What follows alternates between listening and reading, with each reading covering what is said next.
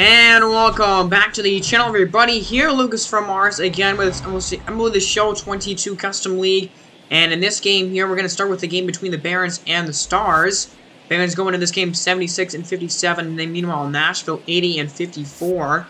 Both of these teams really good records this season. Two of the top teams in the league. I think that they share the best record in their respective leagues, although Seattle might have a better record in the American League, but I know Nashville has the best overall record and the best record in the NL at least, and Michael Wacha is pitching in this game, and he's been really good. 26 starts this year, 3.35 ERA and 150 innings. Surprisingly good season for him. He's only like a 76 overall or something like that, so you're definitely not a guy that you'd expect to be performing at such a high level, but this is one of his better years of his career, and he starts this game out here against Boston, and that's going to be a ball hit into the outfield here, and that was kind of pushing it there, but Meta Rizzo does end up getting the second with a double. That's already his 37th double of the season. So in this episode, guys, we're going to play this full game, and then we got some rookies making their debuts here. As I said earlier in the last episode, that's going to be a lot of what these next few episodes are going to be about, is just guys making some Major League debuts, but then we're going to really get down to the nitty-gritty of the postseason hunt for a lot of these teams clinching divisions and clinching postseason berths. Some of these teams are very close to doing that right now here in this league. So every single game, every single win for these teams matters a ton at this point in the season. Luis Urias there looking at his numbers, 814 OPS, a 266 average, 12 homers, 40 ribbies. He was injured a little bit in the beginning of the season, missed a month or two. In the beginning of the year, he gets plunked right there on the back. But Urias has been one of the better hitters on this team. A Boston team that, not incredible pitching, but really their offense is able to get on base very effectively this season. Kevin Biggio has been a big part of that. 7th in the AL in OPS at 894, 20 homers, 62 ribbies. Having an excellent season right now in that number 4 spot. And also, this team does not have Kyle Tucker back from injury just yet, so they are going to get even better before the postseason begins. You would think if they get Kyle Tucker back pretty soon. But here's a look at this lineup. You got him at a Rosario there, and Kevin Kiermaier both batting 265. Urias, Kevin Biggio, Darren Ruff, Alejandro Kirk batting over 300. Andrew McCutchen, Orlando Arcia, and then finishing it off is Mike Ford. Arcia not doing great in his last few bats. I'm not sure whether I highlighted him there, but Darren Ruff has been doing pretty good. 268 on the average for him, 22 homers and 68 over RBIs. Had a little bit of a rougher last month, although he had more home runs in the last month of but the average definitely dipped off for him, as there's a line drive, but it's right to Kyle Schwarber in left, who takes care of it and puts it away for the final out of the top of the first inning. So that was a clean, not a clean inning, but a scoreless frame begin.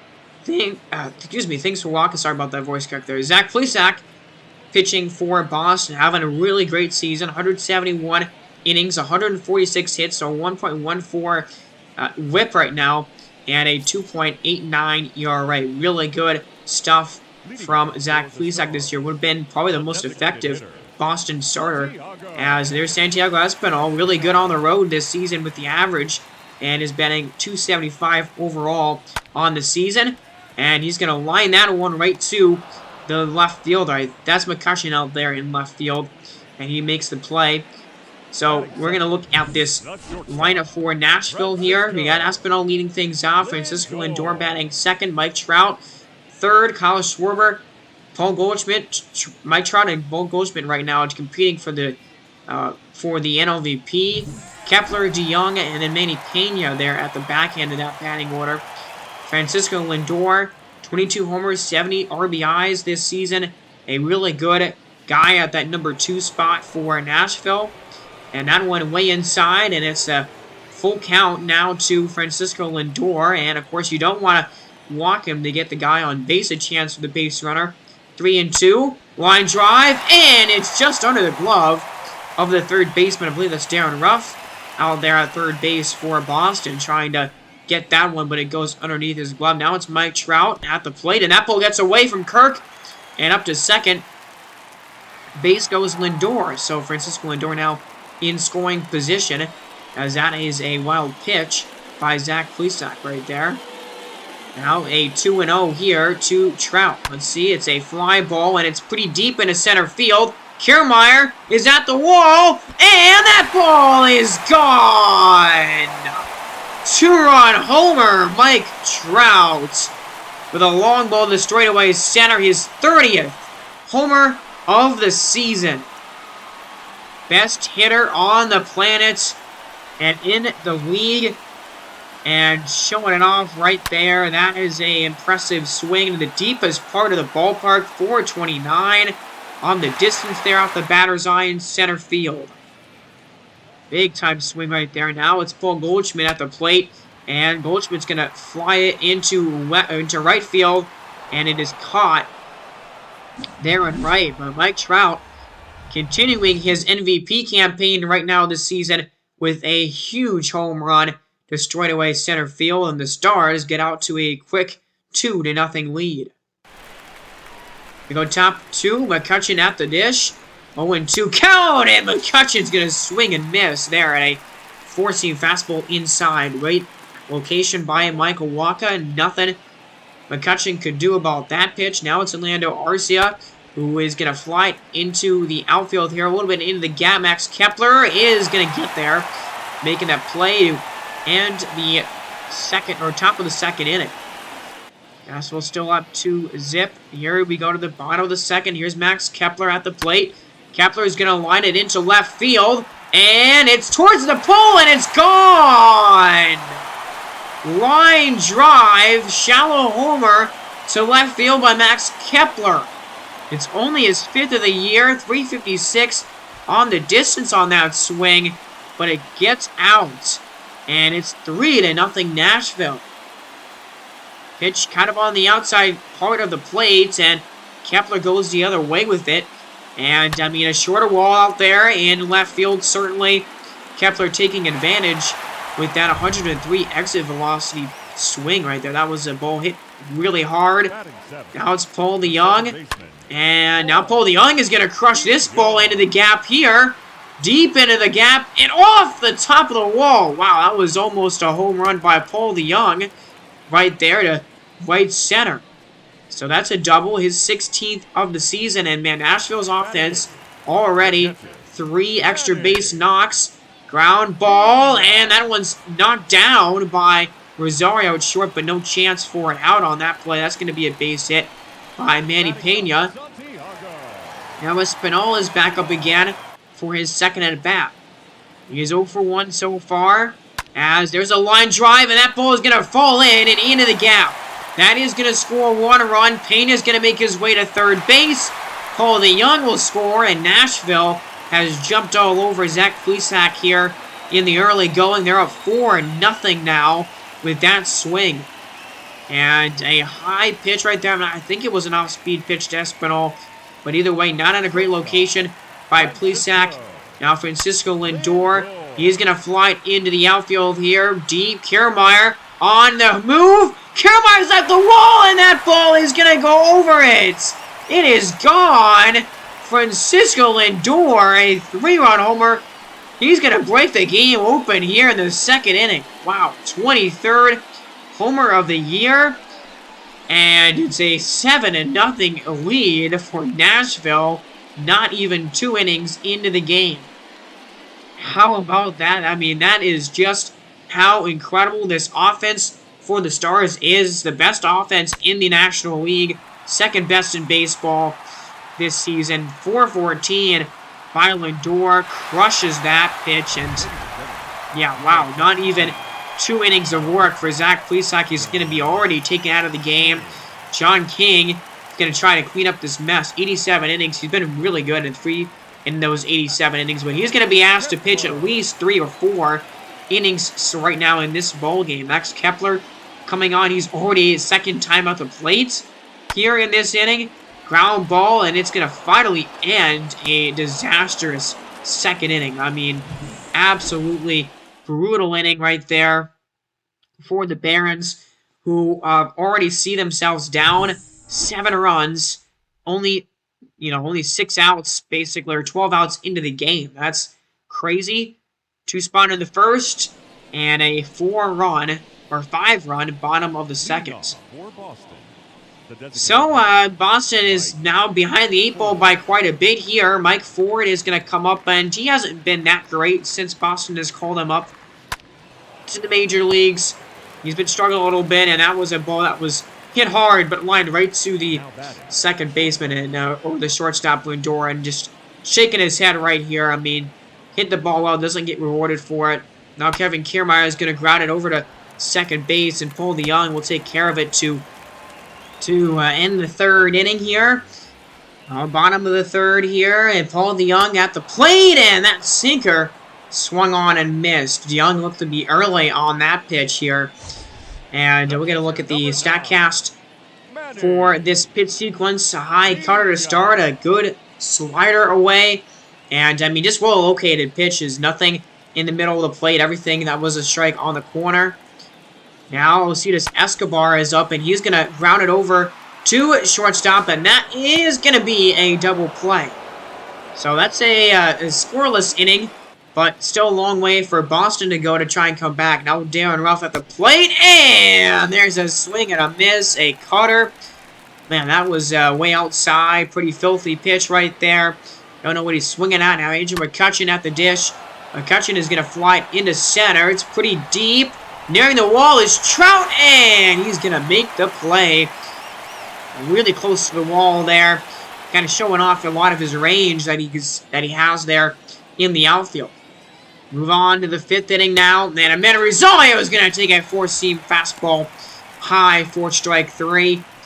I mean, Boston, man, you got to be coming back here at some point. You got to get, 1 run at a time, but the comeback has to start at some point in this bowl game. And, again, really good pitch locations right there on that pitch sequence from Michael Wacha. We're in the 6th inning. There's a ground ball. That's going to go right back up the middle for a single. So, I mean, Nashville hasn't scored in a while since the 2nd, but they got so many runs that, man, I mean, it just might be enough. Now, there's a swing by Biggio. That one does fall in for extra bases. It's going to bounce off the wall here, and they're going to hold the runner at 3rd base. So, there's a double. Extra base knock will make it 2nd and 3rd here with nobody out. 25th double for Biggio on the season. And Ruff is going to swing. Line drive. Oh, my. It's caught. Kyle Schwarber gets the out, and then Biggio is going to be tagged out trying to go to 3rd base. Unreal. The ball was just thrown back into the infield. And, I mean, the glove was right already on Biggio. What a play by Kyle Schwarber in left field. That was ridiculous. I mean, Boston scores, but you really don't. I don't know if he wanted that exchange, because now there's nobody on and 2 down. That is incredible. And Kyle Schwarber definitely not known for his defense, so I'm not sure how often that he's pulled out a diving catch like that on the outfield in his career. That was crazy. My goodness. There's a fly ball by Kirk, and there's another catch there by Schwarber, but that was a ridiculous play, and the double play there was wild. I think that the tag could have been more easily avoided there by the guy going to 3rd base, but either way, that's how that play ended up happening, and that was a good turn by Biggio, who kind of had trouble with the ball at first, but then was able to recover. Francisco Lindor now was going to ground it to 2nd base, and, well, John King has definitely done his job in this bowl game. Came in the 2nd inning and has, now pitched 4 innings, I believe, since then, and has not given up a run yet. So he's been great. He's done his job. Renato Lopez will come on out for the Stars. Made it to the All-Star game this year, if you can remember. 19-3 record. 131 innings for him, a 2.95 ERA. Yeah, he's been really good for Nashville. They're one of their most reliable guys out of the bullpen in the long relief spot. And that's a swing and a miss. He went through on that, and it's called by the home plate umpire for out number 2. Yeah, man, Boston's offense has just been overall shut down for the first few innings and just down by so much. Now here's Mike Ford Full count pitch to Ford, 1 for 2 in the game. And Ford is going to crush this ball. Driven out to deep left center, and that one is going to be gone. Right near the same spot where Lindor hit his homer in the second inning. And Mike Ford, his second home run of the year. 413 on the distance there. I mean, Boston still down by 5 runs even after that swing, but he come back 1 run at a time, and this was a great swing by Mike Ford here. Perfect timing on that pitch, and just absolutely crushes it. We'll see where that one ended up going again, just below the, I think that's a splash zone right there in left center field. I'm not sure exactly what that sign says. It's definitely a zone of some kind there. That's a swing and a miss at a high fastball. So, you know, Boston gets 1 run back, but, I mean, they've only got 6 more outs to work with in the entirety of this game, and you got to continue to hold the Stars' offense here down the stretch. That is a splash zone out there in left center field. I was right. So Devi Garcia is going to come out of the bullpen and was a starter for Boston this year, but was moved to the long relief role because his numbers were not very great, and his numbers really haven't been much better since the transition to the bullpen. A 284 average against righties. That's pretty high there, and not a great ERA or average, you know, ERA-wise. Over a 5 ERA. He does get a clean 1-2-3 inning there, including a strikeout against Paul Goldschmidt to end the 7th inning. So, I mean, the Stars have really not done anything. They haven't done anything since the 2nd inning, but when you get 7 runs again in the beginning of the game, you're pretty confident that you can hold that lead.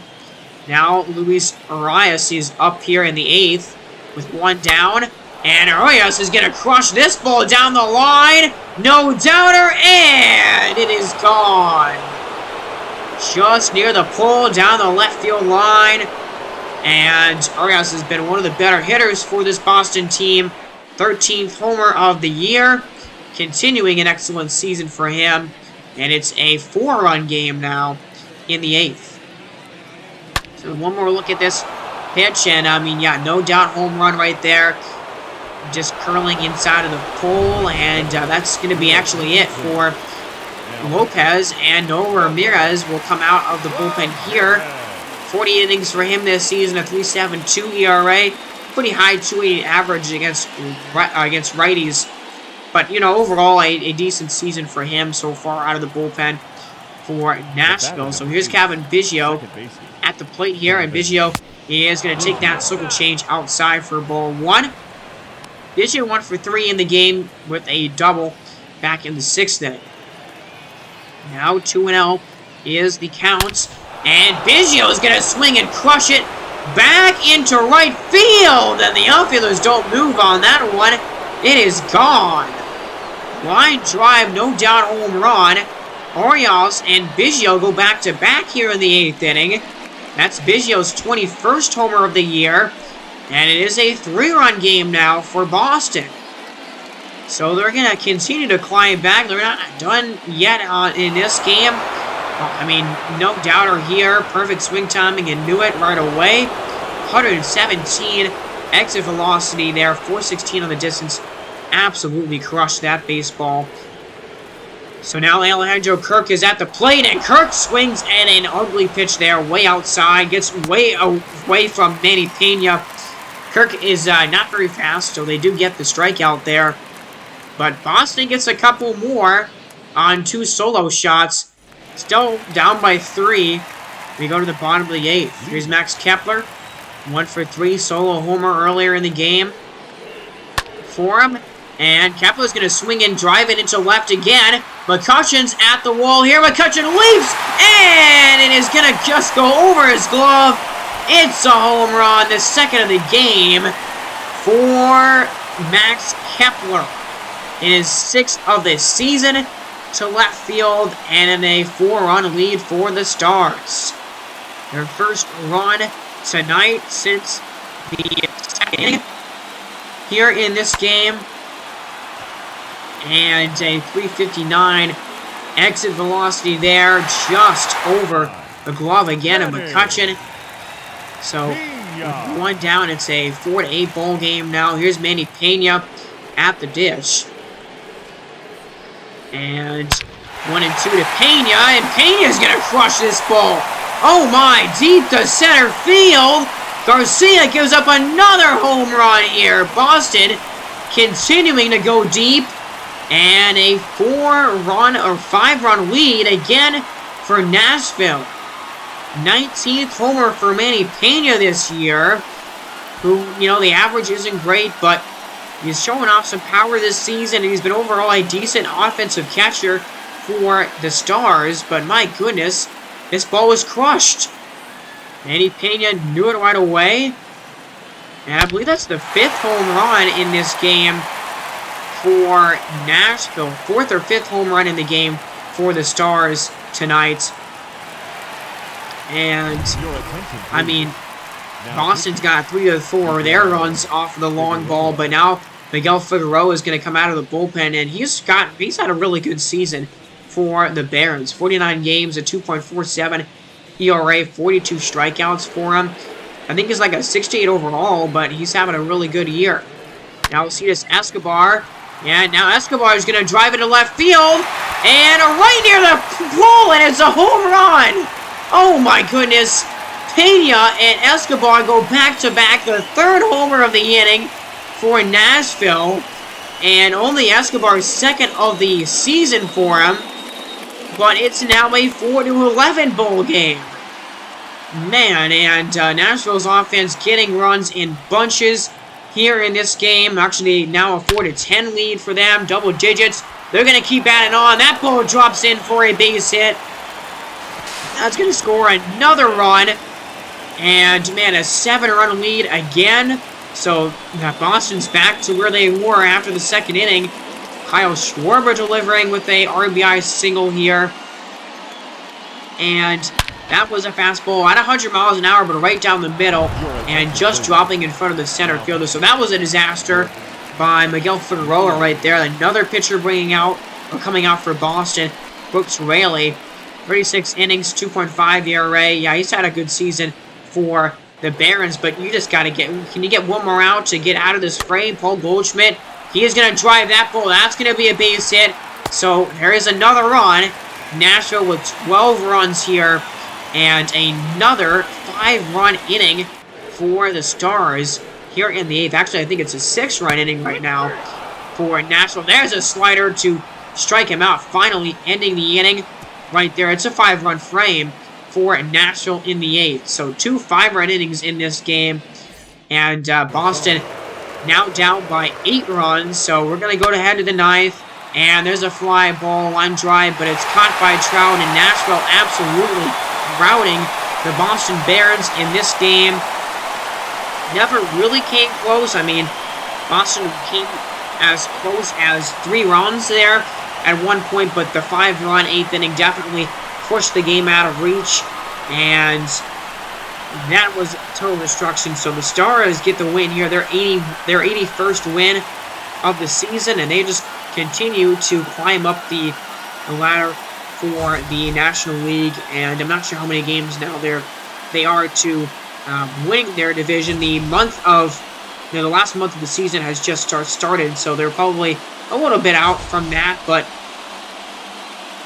yeah, I mean, a total complete win for the Boston Barons here, or for the Nashville Stars here, and yeah, unfortunately not a great game to show you between these 2 really good teams, and Nashville actually swept the Barons in this set. I believe it was a 3-game series, but Francisco Lindor gets the player of the game, 3 for 5 for him with a home run and a double. And let's look at the Boston offense first. You had 3 home runs in this game, 1 from Ford, 1 from Urias, and another one from Kevin Biggio.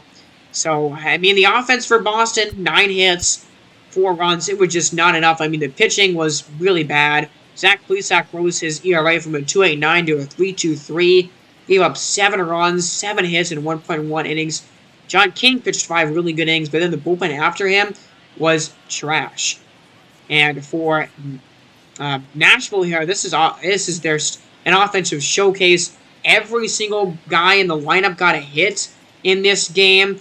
Pena, Escobar, Lindor, Trout, and Kepler. Well, Kepler got 2 home runs.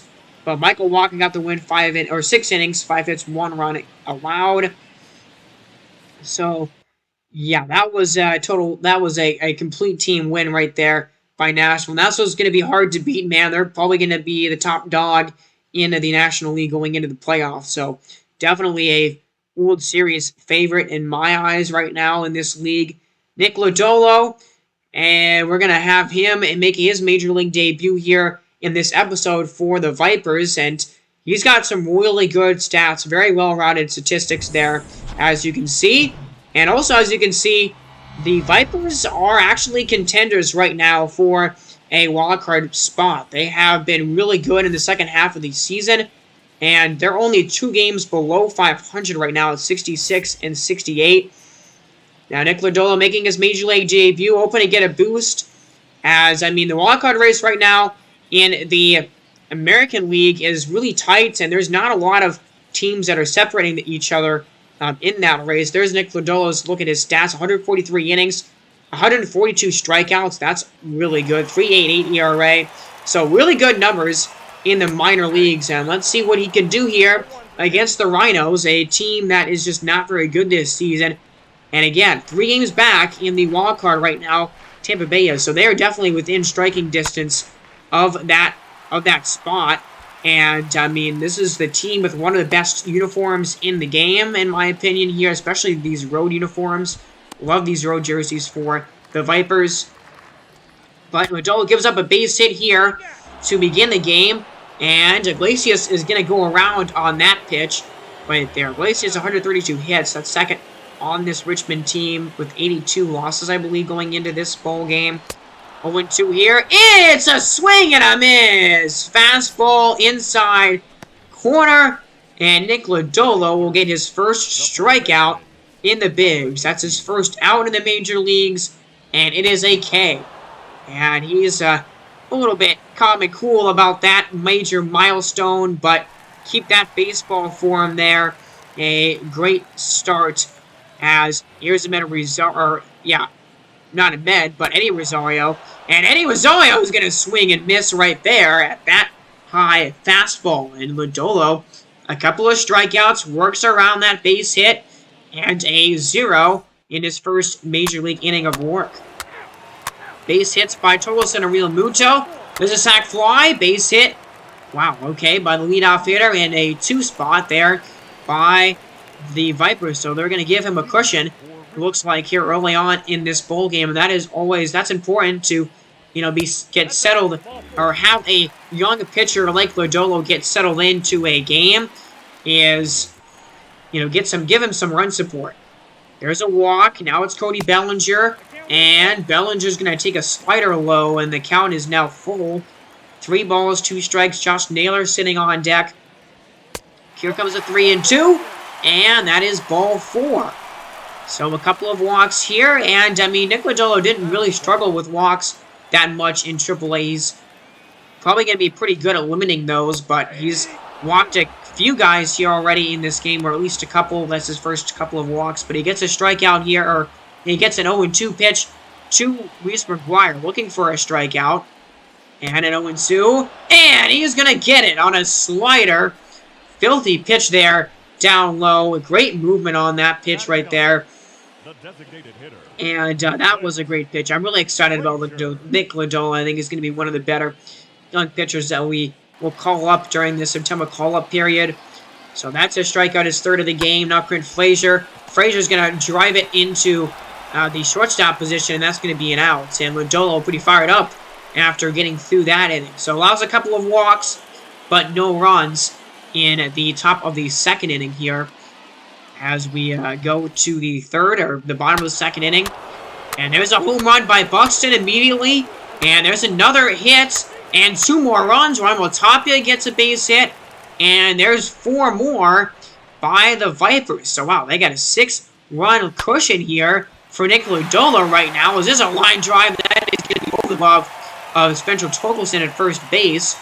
And up to 2nd goes the hitter. I didn't see who got that extra base knock. It was Jose Iglesias, okay? 24th of the year for him. So, man in scoring position.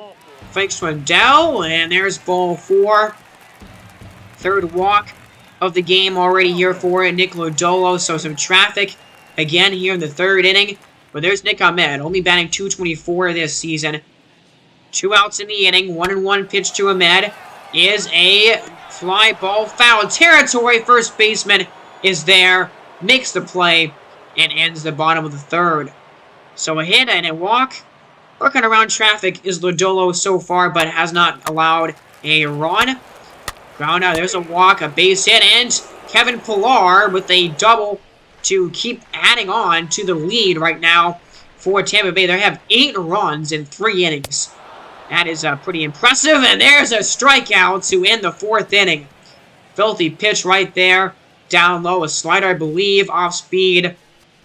And 4 strikeouts for Lodolo, who's, locked in, it seems, and as calm as he can be in a Major League debut with an 8-run cushion right now. Gene Segura at the dish, 1 for 2 in the game, 4-11 in this series against the Vipers. And a 1-1 to him here. Ground ball, and that is exactly what Lodolo was looking for, a double play to wipe away that base runner. So 2 down in the 5th inning now. And here's Jose Iglesias again. 1 for 2. Double back in the 3rd inning. 2-2 pitch here to Iglesias. Is a fastball that is crushed deep into left field. And it's going to go over the wall for a homer. Iglesias, his 12th home run of the season. And the Rhinos will get on the scoreboard. And they're down by 7 runs here, but they are not shut out anymore in this game. Lodolo will give up a homer. His first of many runs that he'll give up in his career. But a 372-foot homer there by Iglesias. Continues to be one of the better hitters on this Rhinos team, actually. But now 2 out in the inning. And there's a ground ball right to first base. Torkelson will make the play. So, gets through the 5th inning. It does allow a home run and allow a run. But, 5 hits, 5 innings, only 1 run. I will take that from Lodolo right now. He's still pitching really well. We're in the 6th. Can he get through 6 innings is the question now. Cody Bellinger is up. He's 0 for 1 today. 0-2 pitch to Bellinger here. It's a fastball at the top of the zone. Perfectly placed. And Bellinger caught looking at it for strike 3. 5 for Lodolo tonight. Now Luis McGuire. He's going to swing and miss. Struck him out for the 2nd time today. And Lodolo gets through 6 really good, solid innings in his Major League debut and well on his way, it seems, to be getting his first Major League win of his career. He's going to be taken out of the game here after 6 innings. And, well, let's see what happens the rest of the way. Going to be pretty hard to blow a 7-run lead. And the Tampa Bay bullpen coming in and shutting the door down right now, as that is going to be the end of the game. So, a really solid win for the Vipers, who are now only a game below 500. Continuing to keep pace in that wildcard race right now. And Nick Lodolo gets and secures his first Major League victory tonight. And the bullpen for the Vipers was really good in this one as well. So Lodolo 1-0. Perfect start to his career. 16 hits for the Vipers in this game in 8 runs. But yeah, really good game today for Nick Lodolo. A little bit of traffic. A few walks in this game. 6 hits. So, dealt with traffic throughout the night, but really was able to alleviate the damage. And that double play really loomed large, actually, because there would have been a man on when Iglesias hit that home run. But instead, there was nobody on. It was just a solo shot. So Kevin Pillar, the player of the game for the Vipers here. And Nick Lodolo, great start for him. 6 innings, 6 hits allowed, but only 1 run, 3 walks, and 6 strikeouts. Finished today with a 1.5 ERA in his first start. Santana pitched and Kittredge pitched as well. They didn't give up anything, only gave up 1 more hit the rest of the way. So Tampa Bay 67 and 68 now on their season. So we're going to continue. We got a couple more debuts to show you, and this one here is Brian Rocchio for the Las Vegas Gamblers, and really good numbers, 63-54 contact for him great defense as well. So Rocky was 72 overall guy, making his Major League debut here for Las Vegas. The Gamblers a little bit below 500. The Sluggers right now 73 and 61. They're definitely in the playoff mix right now. These games are really important for them to try and climb into these standings and in the wild card hunt. So we're going to be focusing on the Sluggers a lot throughout the rest of the season. There's Brian Rocchio's stats in his AAA time. Didn't have a lot of time in AAA, only 288 at-bats for him. Had a decent season in AAA, but there's Sammy Richardson, and he's kind of struggled in 21 innings so far. 5 starts, a 5.82 ERA, so not the best numbers for him, but Giancarlo Stanton is at the plate, and Giancarlo Stanton has been the best hitter on this St. Louis offense for sure. 316 average and 940 OPS. That is 4th in the National League right now. Stanton not really known as a really big average guy, but man, he has been getting on base and hitting for average this season for sure. And St. Louis's offense is honestly really good. One of the better, most well-rounded lineups in baseball. Their pitching has been pretty solid as well. But it's just going to be a case of can they catch up with these other teams in the league. Tristan McKenzie pitching there. There is his numbers for the season of 4.06 ERA for him. He's having a really good year. He's the 4-5 for the Sluggers right now. So, I mean, the Sluggers pitching isn't bad either. Just competing against good teams. Matt Olson there with a home run, a tie game, 1 apiece. And that's the setup for Brian Rocchio's first Major League at-bat. Right now, they're fighting with the Crusaders and the Monarchs right now for a wildcard spot. So, in the expanded playoff field, if we had that in this game, they wouldn't really be worrying about a playoff spot. I think they would be pretty safe, but since there's only 2 teams that get into that wildcard spot, they're going to have to be fighting the rest of the season to get there, as that's a fly ball out for Rocchio's first plate appearance of his Major League career. Now it's a 3-1 game in the bottom of the 5th. And we are in the right stadium now. Sorry for not being in the right one the first at-bat. Love the stadium here in Las Vegas. And that's a frustrating swing. A high fastball, hittable pitch, and he pops it up down the third baseline, frustrated, and throws the bat down. So 0 for 2 in his first couple of at-bats here. We go to the 8th inning already in this game. Still 3-1. Rocchio now on the defensive side. A little jump throw and makes the play. And, I mean, Rocchio, one of his better things about him is his defense. His defense is excellent in the field, and he kind of showed off some great arm strength here. And got the runner at first in plenty of time. And so, middle of the 8th, and Rocchio will probably have only one more plate appearance. Tyler Duffy comes out of the bullpen for the Sluggers, and, man, he's had a great season. 29.1 innings for him, a 2.15 ERA, 27 strikeouts to only 10 walks. Great season for him. Now, Brian Rocchio's at the plate to lead off the bottom of the 8th inning. 0 for 2 in the game. 0-2 count on him here. And that knuckle curve will miss low for ball 1. 1-2 pitch here by Duffy. It's a swing and a miss. I believe he was late there on a off-speed pitch right down the middle. That is unfortunate. And you got to see the little ticker on down below.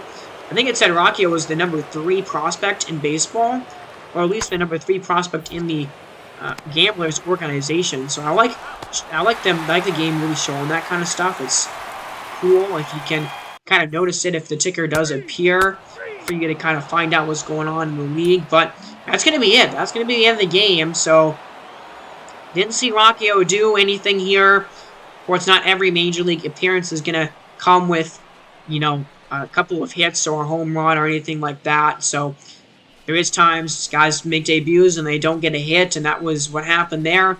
In that one, not a whole lot of action. The runs came early in this game, and a big win, though, for St. Louis. They got 74 of them now this season. I believe they're 10 or 11 games above 500. After that win, Tristan McKenzie, really good numbers for him today, 6.1 innings. So you get to see what happened in this game offensively for St. Louis. Matt Olson had a home run, his 30th of the year. Rodriguez got a couple of RBIs as well. He had a double, his 21st of the season. And McKenzie 6.1 innings, 5 hits, 1 run, 3.94 ERA for him now. But look at the rest of the bullpen. 0.2 innings for Wilson. You think he's given up like 5 runs, or 1 run in like 30 innings plus, I think. It's insane. Duffy and Tepera got the save. I mean, those are really good ERAs right there for those closers. All of those relief pitchers had a below 3 ERA. Marte had a triple and an RBI in this game. Rocky went 0 for 3, unfortunately. George Richardson had a pretty decent game. 6 innings, 3 runs given up by him. But that is going to be the end of that game here. We got one more for you, and it's Matt McLain, who, debuted for the Reds in real life this season. I did up his potential, and I kind of boosted his numbers a lot in this game to make him game ready. But, 50 contact, 57 against lefties. He's got good vision as well. But the defense is really good for him also. So, a guy who didn't really he was like a high B potential prospect in this game before without the updated rosters. So, I just wanted to boost that a little bit. But the Expos here playing against Seattle, 77 and 57. The Raptors, meanwhile, the Expos only a few games above 500 right now at 69 and 65. So, again, every game that Montreal plays at this point in the season is huge for them because they are in a dead fight right now for that wildcard spot, in the American League right now. And the Raptors, meanwhile, best team in the AL right now. They are really close, actually, probably to clinching a divisional spot because they are like 10 games or 12 games above above the second place team. Let's bring Ronnie Honeywell's numbers. Remember, we called them up last episode after the injury to Logan Webb. There's a home run by Juan Soto there, but we called him up. Oh, Travis Diamond gets a 2-run home run right there as well. But we called up Brent Honeywell Jr., had a decent start in his first appearance of the season, and has gone through 2 innings unscathed. And now it's Matt McLain's turn, his first at-bat of the bigs. Hey, it's a swing and a miss. Slider way outside. Yeah, I mean, not a pitch you want to be swinging at right there if you're Matty McLain, and that is a pretty filthy pitch, actually, by Honeywell, who's really done a great job. No hits through the first 3 innings. Back to the quick manage. Nick Lopez gets a double, a walk, but no runs there. And, I mean, the offense has been the problem all season for Montreal. They need a boost. They need it from somebody like Matt McLain here, a young guy that can hopefully right the ship a little bit offensively for them. First pitch to McLain is a fly ball. It's pretty deep, and it's off of the glove of Soto, I believe, is the right fielder for them, and that's going to score a run. And that'll probably be a base hit for McLain, and they will, in fact, count that as a hit. So, Matt McLain gets his first Major League hit and his first Major League RBI. Keep that ball and put it in the trophy case for sure right there. That was a great job by Matt McLain. A ball shallow to right field and, just not able to make the play on it. It was Juan Soto there. But a good swing here by McLain, taking a couple more looks at it. And, I mean, not a flashy hit for sure, but an RBI to make it 3-1. So now 0-2, Nicky Lopez is going to swing and miss there at that pitch. I mean, filthy pitch right there by Honeywell, who does give up a run. And a hit to McLain here. Expos down by 2 now. Halfway home in this bowl game. We'll go back to the quick managing here. And, these pitchers have settled in, certainly in this bowl game. Cole Stewart comes out and replaces the pitcher there that was pitching. I just saw his name, and I can't remember it now for some reason. But now we go to Matt McLain again. Single on an RBI. In this game, he's facing all of this Chapman here. With 2 on and 1 man out, and that pulls down the line. And that is going to score another run, it looks like. At least 1. McLain on his way to second base. And Matt McLain gets his first extra base hit of his career. And has been basically all of Montreal's offense in this bowl game. My goodness, single-handedly carrying and keeping this team in the game right now. As that was a very early swing, but managed to punch it down the line and into the outfield. Now Nicky Lopez at the dish here. And Montreal's got a great chance to come back in this game and take the lead. There's a ball Both 4 and Chapman is struggling here. It looks like as he's trying to come out of the bullpen. Bryson Stott is at the dish now. And an 0-2 count. Bases loaded, 1 down. Sotto's already got a grand slam this year in a game that we played. But he's not going to get it here. That's a swing and a miss. Right there. Big time second out and a big strikeout from Chapman. It's a fly ball. First baseman is there. Jared Walsh is going to make the catch. And that's pretty brutal because they were not able to get another run in that inning. And so, man, Matt McLean is having a really good debut, but the Expos just blew a big opportunity to come back in this bowl game. And there's a walk, a line out. So it's still a one-run game. Hector Neris comes out. He gets a 1-2-3 inning. A couple of base hits, and Xander Bogaerts, a clutch insurance double right there.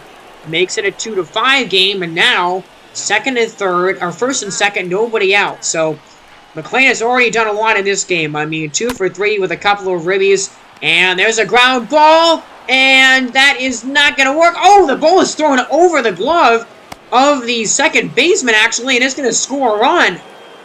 Man, that should have been a double play right there. And it's going to be an error. An E6 on the shortstop, Xander Bogaerts. Who, I mean, I don't know why that throw was so bad here. He rushed it for sure, I think. And just overthrew the guy going to seconds. And for some reason, I didn't notice one of this when I was playing the game, but for some reason the guy that was at second base has kind of just totally disappeared for some reason here.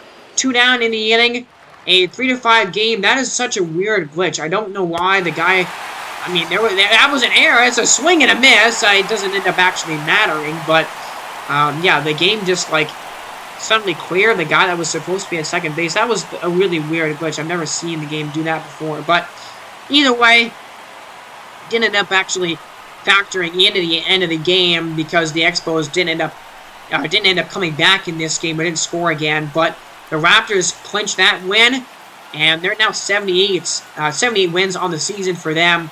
And man, the Expos dropping a game here. They're now only 3 games above 500. And seriously, Matt McLean did everything almost for this offense. He had, 2 for 4 in the game overall, but he had a couple of RBIs. He was actually, part of and directly responsible for 2 of the runs, and he was, I mean, he's not going to get an RBI for the error and the run that scored on that, but he, did put the ball in play, and at least did that in the 9th inning, so he was a part of all 3 of the runs that the Expos scored. I mean, you just got to get more offense than just one guy for the Expos, and this is what I've been harping on with this team all year. Michael Pineda, that was the pitcher for Montreal. But Juan Soto gets player of the game. He was 3 for 4 in that one. But yeah, McLean 4 for 2 in this one with a couple of RBIs, including a double. So that's a good debut right there. You definitely take that from a young guy here making his Major League debut. And so that is going to do it from me, or for me here in this bowl game, everybody. Thank you guys for watching this one. We'll continue with more Major League debuts in the next episode of this franchise here. Pineda pitched pretty well, gave up only 3 runs in 5.2 innings. But that's going to be it. So thank you guys for watching this one. Remember to subscribe to the channel if you haven't yet, so you are notified of whenever I come out with new videos. And good game. Dionod and Soto had a home run. Juan Soto has already got over 100 ribbies in the season already. That is ridiculous. But yeah, a good game overall offensively for Seattle. Then Honeywell, really good stuff from him. 6 innings, 5 hits, only 2 runs allowed, and 8 strikeouts. And then the bullpen didn't give up a single run the rest of the way for Seattle. At least an earned run the rest of the way for Seattle here. So the Raptors get that win, and that's going to do it for me, everybody. Thank you again for watching. We'll continue with this MLB Show 23 franchise next time. And, well, have a great day, everybody. You've been listening to Lucas from Mars. God bless.